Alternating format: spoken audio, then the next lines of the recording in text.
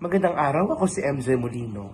At ang tatalakayin natin ngayon ay ang Marcos, Kabanata 4, talata 26 hanggang 34. Tulad ng isang buto na ibinaon sa lupa, tayo ay lumaki at habang tayo ay lumalaki, tayo ay naging mayabong, matangkad, malakas at matibay.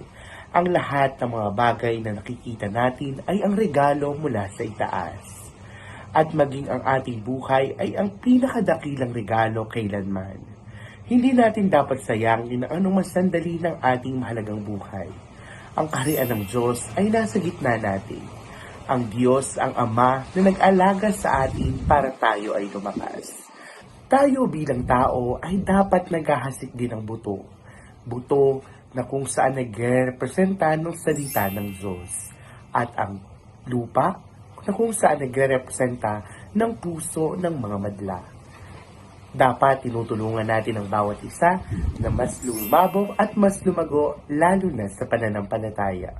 Muli, ako si MJ Molino at inaayayahan ko kayong mag-like, subscribe sa channel ng Facebook PH and visit the www.facebook.ph.